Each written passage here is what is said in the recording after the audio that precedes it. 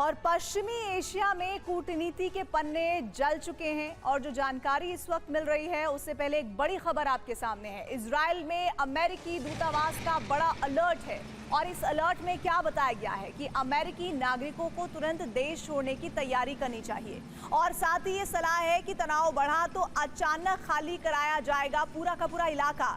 इसके अलावा Israel Iran संघर्ष के बीच वॉशिंगटन की चेतावनी जारी हुई है। और इस बीच आपको हम बता दें कि ये जो अहम खबर है उसके तहत पश्चिमी एशिया में कूटनीति के पन्ने जल चुके हैं। अरब में बारूद ही इकलौती भाषा बचती है। हॉर्मुज की लहरों से लेकर स्वेज नहर तक काउंटडाउन शुरू हो चुका है। ईरान के तरकश का हर तीर और अमेरिका के युद्धपोतों की हर गर्जना अब दुनिया को उस मुहाने पर ले आई है जहां से वापसी का कोई रास्ता नहीं है। तेल के एक एक कतरे पर मंडराता ग्रहण सिर्फ पश्चिम एशिया को नहीं बल्कि पूरी वैश्विक अर्थव्यवस्था को रसातल में डुबो सकता है। आज की रात अरब के लिए कयामत की रात साबित हो सकती है। अमेरिका ने अल्टीमेटम जारी कर दिया है। ईरान में हाई अलर्ट है। बारूद का विस्तार किसी भी वक्त पूरे अरब में हो सकता है जो दुनिया में नया आर्थिक संकट ला सकता है। पहली वजह है ट्रंप की आखिरी चेतावनी, ईरान का दहन होकर रहेगा। दूसरी वजह है ईरान के ऊर्जा सेक्टर पर हमले का ब्लूप्रिंट तैयार होना। तीसरी वजह है हॉर्मुज और बाब अल मंदेब का ब्लॉक होना। चौथी वजह है अरब देशों पर तेल ठिकानों पर ईरान के हमले। अब ईरान को ज्यादा बर्दाश्त नहीं किया जा सकता। अरब देशों पर हमले की छूट नहीं दी जा सकती। बात अब शांति वार्ता से कहीं आगे निकल चुकी। ईरान पर हमला हुआ तो अरब देशों के एनर्जी सेक्टर को तबाह कर दे, फिर चाहे युद्ध का दायरा कितना भी क्यों ना बढ़ जाए। मुश्तबा का मिशन 007 कभी भी आरंभ हो सकता है। ईरान हर घंटे अरब देशों पर हमले कर सकता है। पहला टारगेट जॉर्डन की जरका रिफाइनरी है जिसकी क्षमता 1.20 लाख बैरल प्रतिदिन है।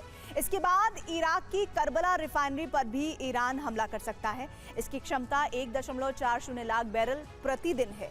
कुवैत की अल जीर रिफाइनरी पर भी ईरान मिसाइलें दाग सकता है जिसकी क्षमता है 6.15 लाख बैरल प्रतिदिन। इसके बाद बहरीन की बापको रिफाइनरी भी टारगेट पर है जहां रोजाना 3.80 लाख बैरल तेल रिफाइन होता है। सऊदी अरब की जुबैर रिफाइनरी पर भी ईरान ड्रोन हमले कर सकता है जिसकी ऑयल रिफाइनरिंग जो क्षमता है वो है 4.40 लाख बैरल प्रतिदिन, जबकि कतर की मिसाइद रिफाइनरी क्षमता 1.37 लाख बैरल प्रतिदिन है। ये भी टारगेट पर है।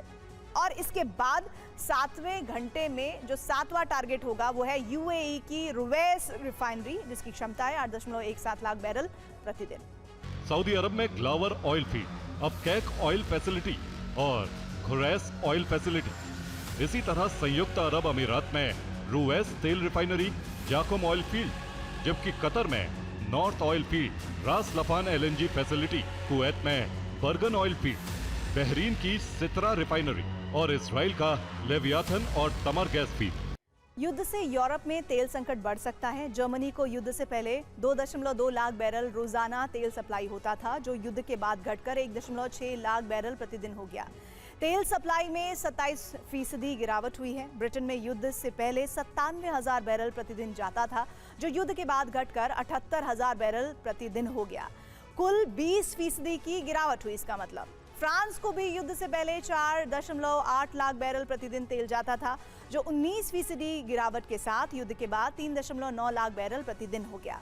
इटली को युद्ध से पहले 8.5 लाख बैरल हर दिन सप्लाई होता है जो युद्ध शुरू होने के बाद 6.9 लाख बैरल प्रतिदिन हो गया और 19% की गिरावट दर्ज हुई। इसी तरह स्पेन में रोजाना 7.8 लाख बैरल तेल जाता था जो युद्ध शुरू होने के बाद 19% गिरावट के बाद 6.3 लाख बैरल प्रतिदिन हो गया। ये संघर्ष मानव इतिहास का सबसे बड़ा ऊर्जा सुरक्षा संकट बन चुका है। हॉर्मुज से दुनिया का 20% कच्चा तेल और 25% प्राकृतिक गैस गुजरती जो युद्ध की भेंट चढ़ चुकी है। लेकिन असली खतरा अभी भी बरकरार जो अरब देशों पर मंडरा रहा है। अगर तनाव सीमित रहता है तो ब्रेंट क्रूड 85 से $95 प्रति बैरल रहेगा। गंभीर युद्ध की स्थिति में ये 100 से $120 प्रति बैरल पहुंच सकता है और युद्ध के चरण संकट में $130 प्रति बैरल के पास पहुंच सकता है।